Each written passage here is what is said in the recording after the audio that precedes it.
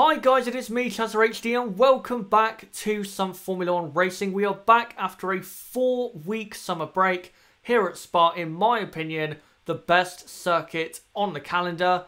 And yeah, how are we all doing after a very long and hectic also summer break? I hope you're all doing well. I've had a good summer break. Of course, I went to Silverstone last weekend. A vlog of that is on the channel. I uploaded it about 2 days ago, so you can go and check that out.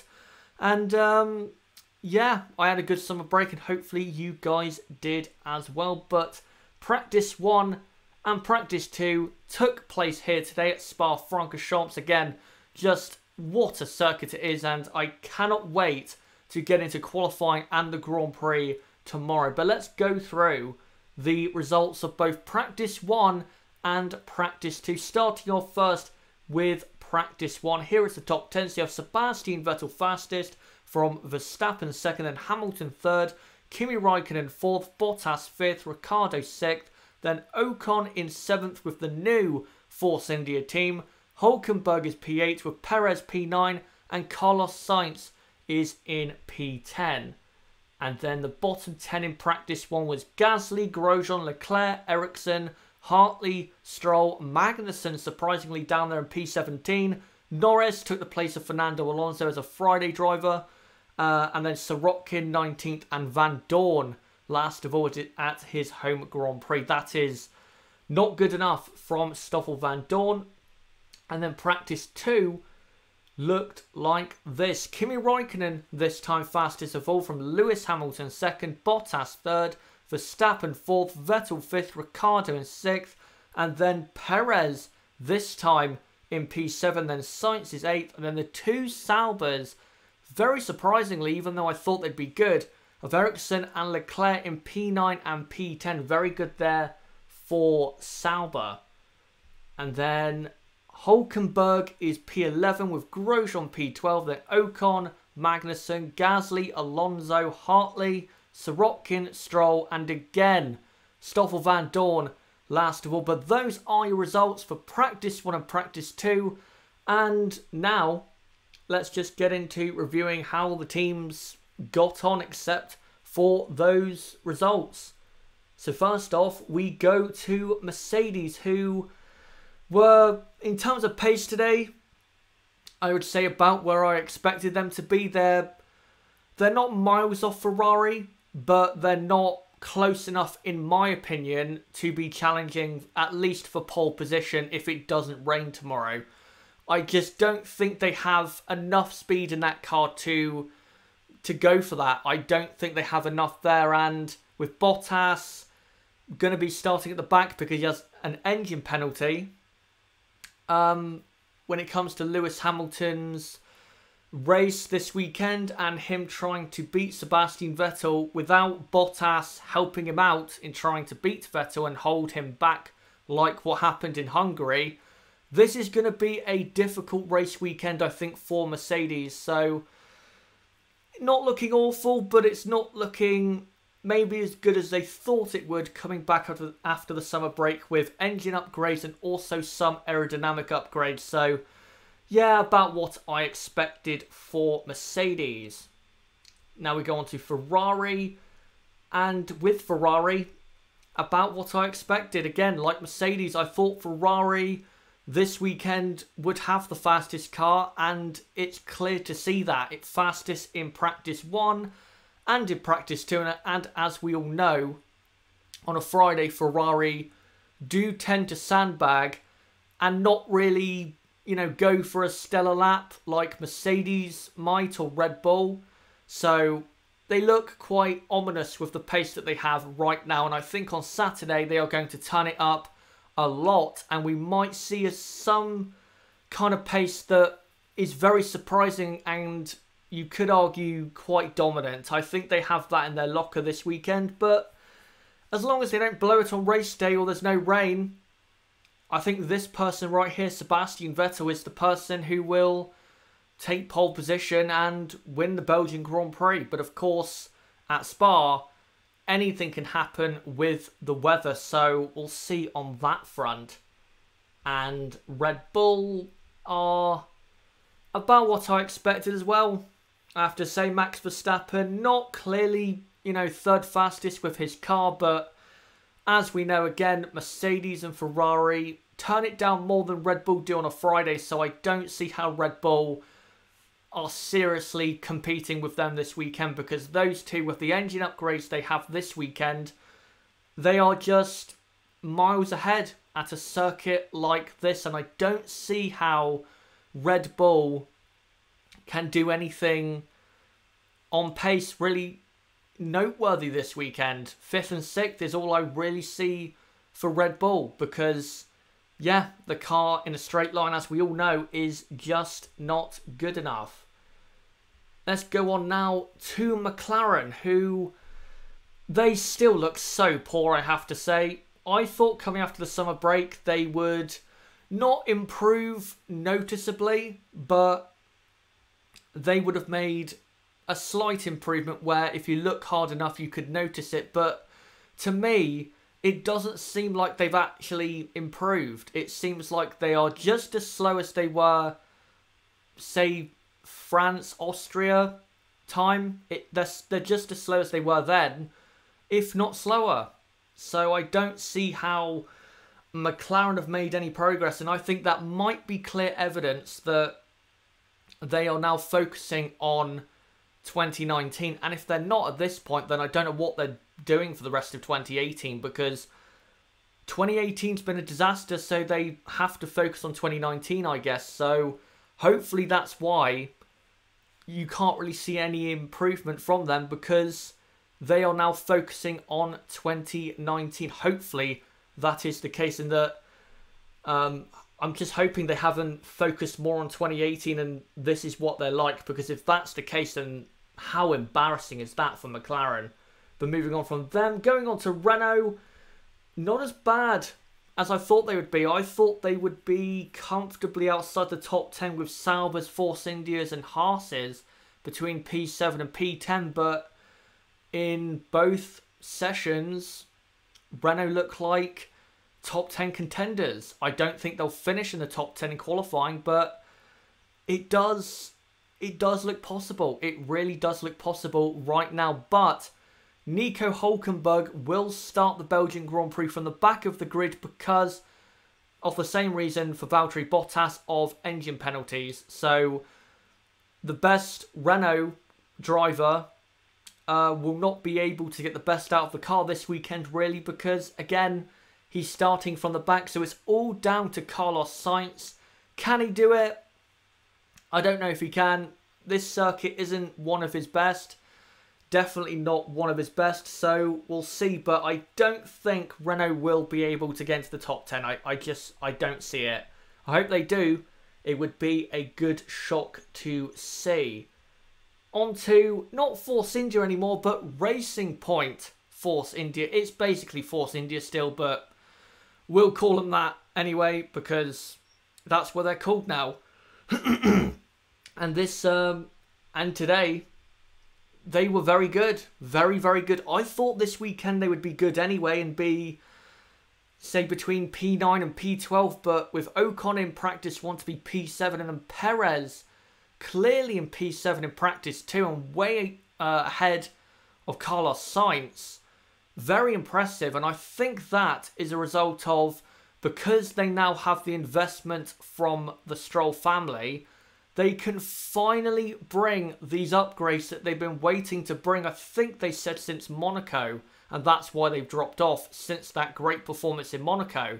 So if that's the case, then Force India will not be at the bottom of the Constructors' Championship very long. They should be, I think, finishing 8th by the end of the season, because their car is still fast enough to beat Williams for sure, Sauber probably, and also Toro Rosso. So if Force India finally have brought the upgrades they've been waiting to bring, then I think Force India look very, very good going forward for the rest of 2018, especially this weekend and also next weekend at Monza, where again they always tend to be very, very good.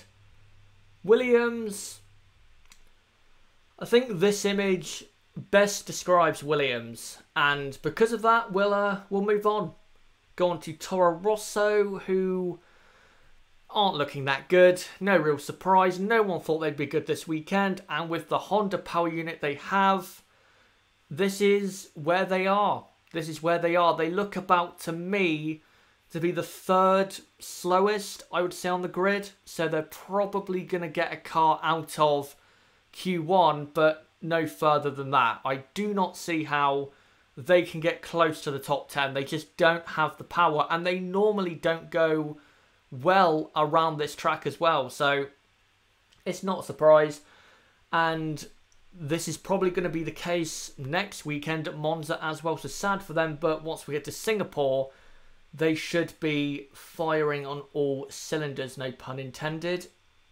Next up is Haas.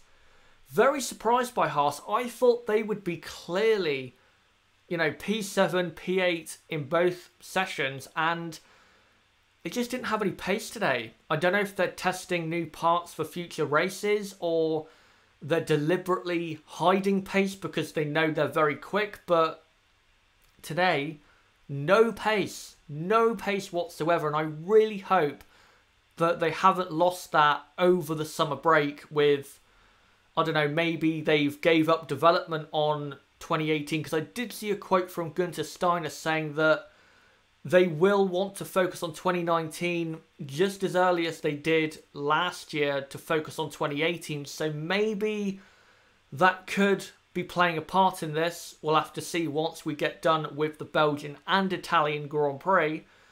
But yeah, I can't really explain what they did today. They just had no pace whatsoever. Both cars did not manage to get into the top 10. They weren't the fastest customer Ferrari team today. That's clear to see. Very baffling. Very, very baffling. And I hope for Haas's sake they can fix that for qualifying. And I think they will be able to. And last of all is Sauber. And as I just said, they look like the fastest customer Ferrari team. They look very fast today. Charles Leclerc and Marcus Ericsson in practice too were both inside the top 10. That is very good, and if they can keep that up in the battle with Toro Rosso and maybe at the end of the season McLaren and the new Force India team, that could, these type of races where their car is going to be good, this could be very vital for them, and hopefully for their sake they do keep that up, because that Sauber car is improving all the time. And I think I said this at the start of this season, that once we got to this part of the season, you would, start to see the increased Ferrari backing and the, Alfa Romeo backing and the extra cash having an effect. And you can see that right now. So, not to say I told you so, but I told you so.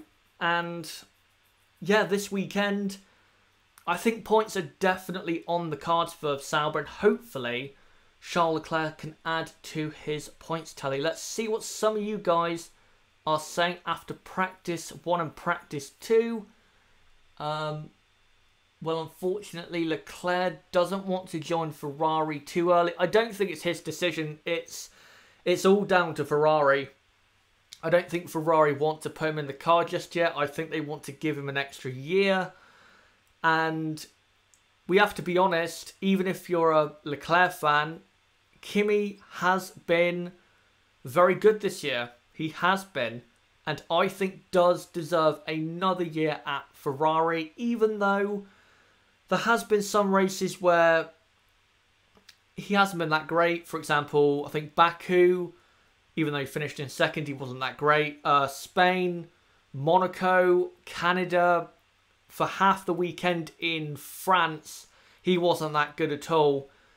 So there has been races where Kimi hasn't been good, but as we've seen in the last 5 races, when he is at, right now, his best, he is very, very deserving of his seat at Ferrari. So I would give him that for 2019. And who knows, maybe he can keep that for 2020. from Paul Nowak. Sorry if I mispronounce names. I'm very, very bad with names. So sorry if I do. Chaz, I follow you for a while. I love the content you always put out. One thing that struck me about you, though, and correct me if I'm wrong, but seems like if Mercedes isn't looking good, you don't like that. I don't care if Mercedes don't look good. It doesn't matter to me as long as we get a close field. I don't care if all the teams were like it is in F2 where it's very close and there's nothing really to choose between them.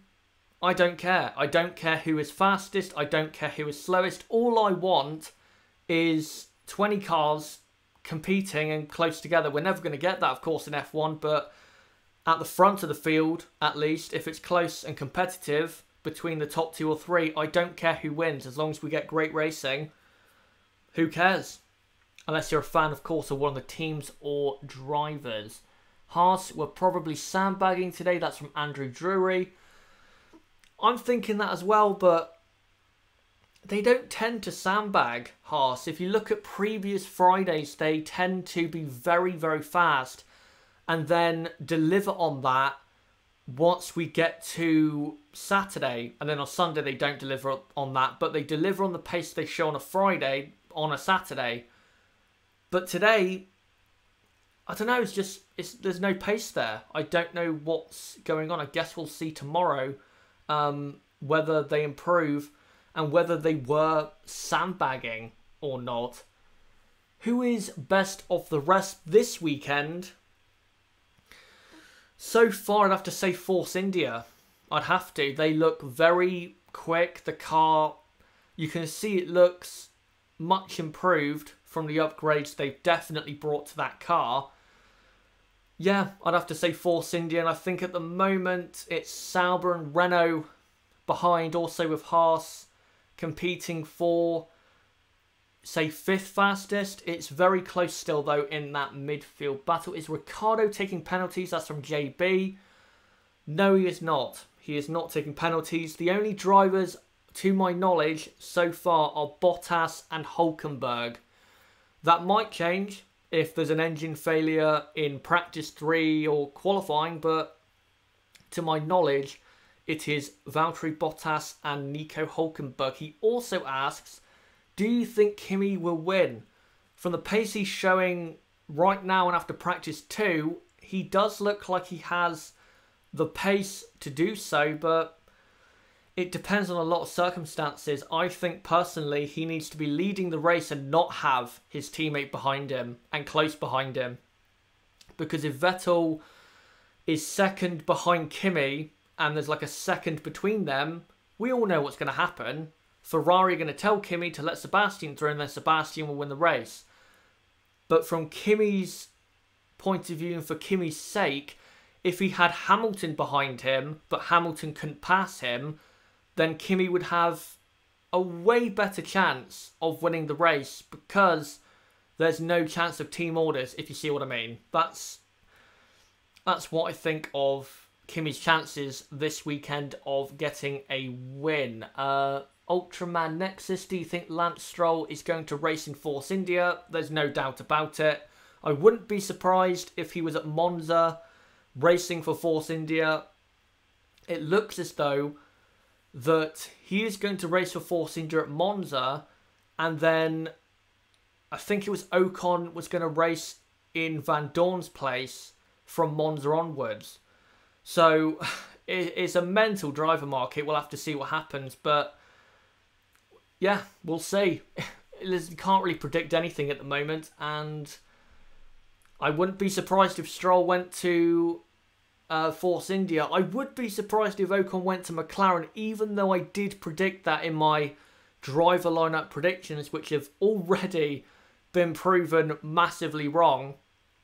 But it would still be a surprise, even though I did predict that. Also, what we're going to go through, guys, is this. The qualifying for the F2. As you know, if you've joined recently, we are starting slowly but surely to cover more Formula 2 stuff, and we're just going to look through qualifying and what happened about an hour and a half ago, I would say, or 2 hours ago. at Spa Francorchamps. You have Nick De Vries on pole position. George Russell is P2. Lando Norris's teammate Sergio Sette Camara is in P3. And Norris is down in P5, but he ran out of fuel at the end of qualifying, I believe, or he stopped out on track. So he may have to start the feature race from the back of the grid. That would be a disaster if he had to, but it's a possibility. You have Alexander Albon in P6, then Fuoco in P7. Markelov is P10. Interesting looking grid, and as always with F2, I'm sure we're going to get a great race tomorrow and on Sunday. And if it rains, then all the better, because F2 is so exciting, especially when the rain starts to pour. Right, for the next, I would say 5 to 10 minutes, I'm going to answer some of you guys' questions before I head off and get the qualifying watch along tomorrow ready for you guys to be a part of. So anything you guys want to ask me, go ahead for the next 5 to 10 minutes and I will answer it. Just looking through the chat now. Ultraman Nexus, and who's going to Williams if Lance Stroll move up to Force India? If Lance Stroll leaves before the end of 2018, it will be Kubica, no doubt. They can't put anyone else in the car. But if he leaves at the end of 2018, after Abu Dhabi, then I think it will be, for 2019, Sorokin and George Russell. I don't see it being any different. But if Stroll goes for the Italian Grand Prix to Force India, Kubica, I think, is guaranteed to be in that car until the end of the season. It's going to be very interesting as well if Kubica does get put in that car as to how he does, because there's been a lot of rumours, chatter about how Kubica would do against the current field. And if he does get put in that car for, even though it's going to be, 8 races, at least we will get an indicator as to what he is like now. So we'll see. Hopefully he does get in that car at least so we can see what he is like. Simon Cragland, what do you reckon about Haas's pace? If this is the pace that they have, then very worrying. Very, very worrying. But I don't think that's the actual pace of the car. I think they're sandbagging.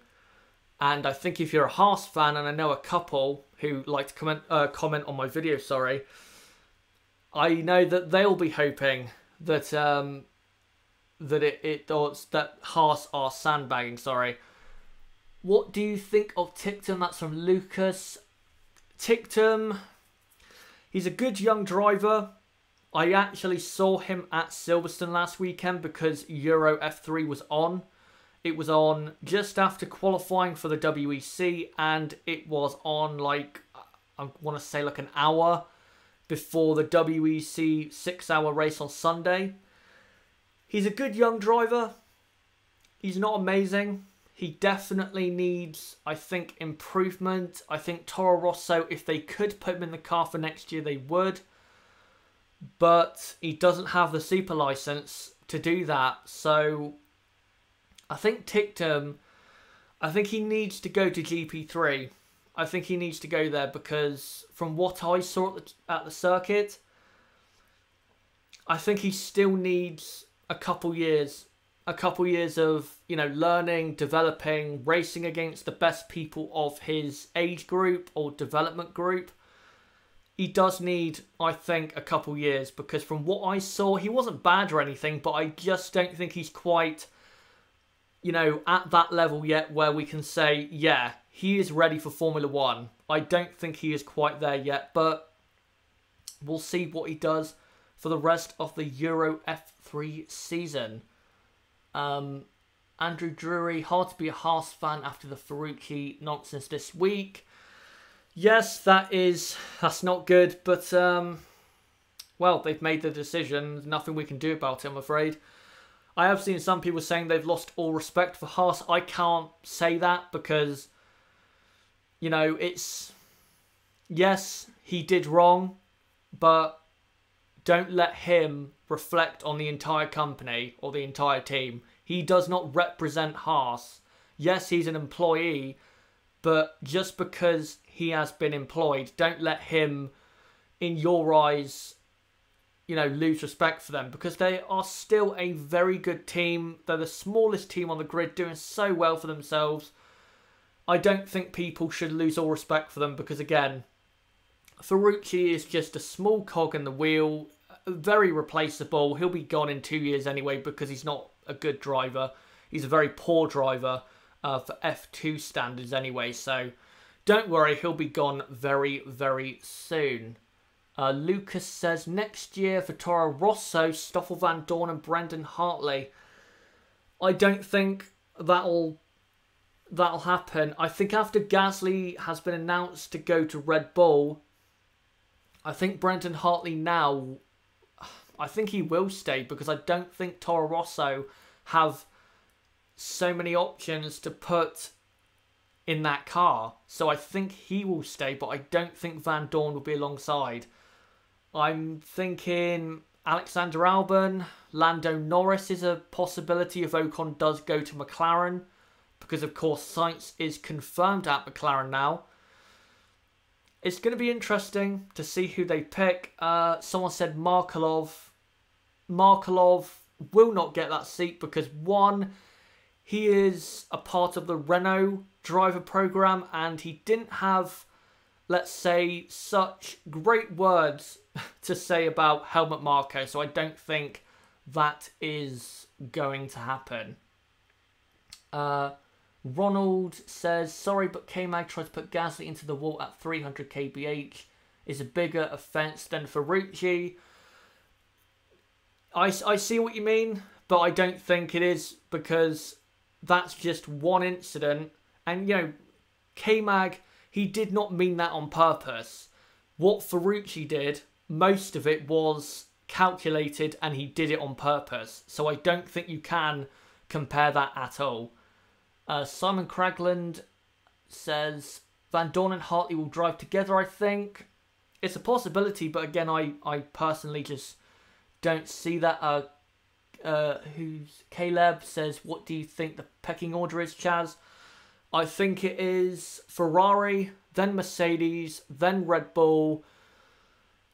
After practice today, I'd have to say Force India 4th, then Sauber, then... Oh, it's difficult to say. I'm going to have to say Renault, and then Haas, and then Toro Rosso, then McLaren, and then Williams. But I have a sneaky suspicion that Haas are going to jump up massively in qualifying, so watch out for them tomorrow. Ultraman Nexus, I like K-Mag though. This year he has done wonders for his reputation, because before people thought he was just like a Maldonado, and I thought that was very disrespectful for people to think that. Yes, he had accidents, but they weren't all his fault, and also he was very fast, and I think at McLaren was unfairly dropped. So I don't think the criticism before, say, 2017 and prior was fair of K-Mag, but this year he has done, again, wonders for his reputation. It's great to see him proving the talent that I've seen in him since 2013 when he was in Formula Renault 3.5.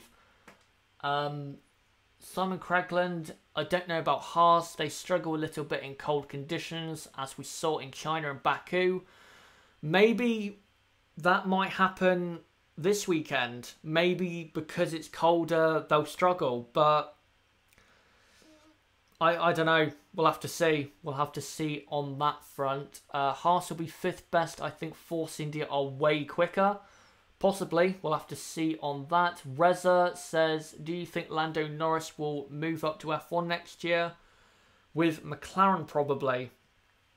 I don't think he'll be at McLaren, but I do think he's moving up to F1 next year. I think he will be driving for Toro Rosso in 2019. I do not see him at McLaren. I think McLaren, in their efforts to get James Key away from Toro Rosso, they're going to sacrifice Norris. And I agree with that, because from a, it's very sad to say this, but as Formula One goes on and goes on, the car performance is becoming more important than the driver performance. And if you can get the car right, then the drivers they will have there in Sainz and Ocon, they will do well in that car. Norris, if you put him in a McLaren car now, he's not really going to do anything. It's not really going to help his career or help McLaren. So if I was McLaren, and I think they are going to do this, sacrifice Norris, give him to Toro Rosso to get James Key. James Key is a very good designer. I think he will work. Get him in, and if he does do what he is supposed to, and he does do well, which I think he will, then McLaren, I think, will be better off. And I think they have to do that because, again, and it's a sad state of affairs, car performance now means more than driver performance. And they have to get the car right. They absolutely have to get that car right. Simon Craigland, what do you think about practice sessions in general? Do you think F1 has to change the practice session? I should probably make a video on this because I've thought over the past few months long and hard about this. I do have an ideal Chazza HD, if you'd call it, race weekend. Might as well go through it now. On a Thursday, I would dedicate that all to the fans and let the fans have, so many opportunities with the drivers, photos, talks, autographs, all of that. And also on a Thursday, I would let all the development and young drivers do a 2-hour session, almost like a warm-up for the weekend. Let them all go around the F1 cars, do a 2-hour session, just to give the people there, some track action. Then on Friday, I would have 2 practice sessions, but a lot earlier, so 9 AM local time and 12 PM. And then at like 3 PM or 2 PM, I would go back to what they had in 2003 and 2004 and was it 2005? No, it was just 2003 and 2004. Go back to Friday qualifying where they would go around one at a time and, go fastest and second fastest and all that, which would set the order which they went in for Saturday qualifying. So, for example, if you finish fastest of Friday qualifying, then you went out last for Saturday qualifying, so you could set your time last on the grippiest part of the day. That's basically it. That's basically what the session was for. And then Saturday, you have practice 3 in the morning, and then you have Saturday qualifying. Again, the same as Friday, and then whoever's fastest is on pole, and vice versa as you go down the field. Sunday then, I would have a Sunday warm-up, say 10 AM in the morning, something like that, and then you have the race at 2 PM. Of course, you would have to make a lot of amendments to the engine penalty rules and how many engines you're allowed to use over a season, and I would do that if I was the president of the FIA. But that's my ideal race weekend, and I think that would work out better because Fridays, the reason people don't attend as much as they do on a Saturday or a Sunday, and they're not great TV events, is because they don't mean anything. Fridays don't mean anything. There's no importance to a Friday. It has the same, say, equivalent to a football team having a training session. That's basically what practice is. You're just warming up for the proper stuff. There's no importance on a Friday, and that's why the attendance is low, and the TV figures on a Friday are not good. So that is what I would go with for a race weekend. Maybe I'll put that into a video. We'll see in the future. I'll go through one more question, and then I will end this live stream. Just looking through now. Thank you guys as well for coming along. It's been a pleasure as always. This is a good question. I'll end on this from Reza Bachtiar. I think that's what your name is. Again, if I mispronounced it, I'm sorry. I'm horrible with names. He says, if you are Maurizio Arrivabene, who should you choose to be Vettel's teammate next year? Are you going to extend Kimi contract or you replace Kimi with Leclerc? If I was Arriva Bene, I would not make a decision on Vettel's number 2 until the season has ended, or at least the championship. Because Vettel, if he loses it this year, then that's 2 seasons where he's had a chance to win the title. And if he does lose it, he's kind of caused it himself alongside, of course, with Ferrari. But Vettel has helped that, losing last year's championship and not being in the lead at the moment of the World Championship. And if he did not win it this year, then you could say as punishment or to kind of give him the hurry up, as they like to say in F1 circles, I would give him Leclerc as a teammate as a warning of, if you do not get the job done, then we'll just focus on Charles Leclerc and we will prop him up and try and focus on him winning the title instead of you, because you can't get the job done. But if Vettel wins the title this year, then I would keep Kimi, because obviously you want to build the team around Sebastian now he's won a title, and keep him happy and keep the team happy. So that's what I would do. And yeah, I'm sure that's not going to be very popular, but to be honest, I don't really care. But yeah, thank you guys for coming along and watching this Practice 1 and Practice 2 review. I've enjoyed it as always. Hopefully you did as well. Don't forget as well to like this video. Comment down below if you're watching this after it has gone up as a recorded stream, or however it is phrased. Don't forget as well to subscribe to the channel either on the bottom right of the screen, click on my channel name, or go in the description and click on the link to my channel. If you want to join the ChazzaHDF1 Discord server, a link to that is in the description. If you want to follow me on Twitter for news as to when I'm uploading and what is going on in the F1 world, then follow me on Twitter. Do all of that good stuff, and until tomorrow for the qualifying watch along, which by the way will be going live at 1 PM. That's half an hour earlier than usual. So 1 PM tomorrow is when I'm going live. Hopefully you guys can come along to watch that, and I will see all of you tomorrow.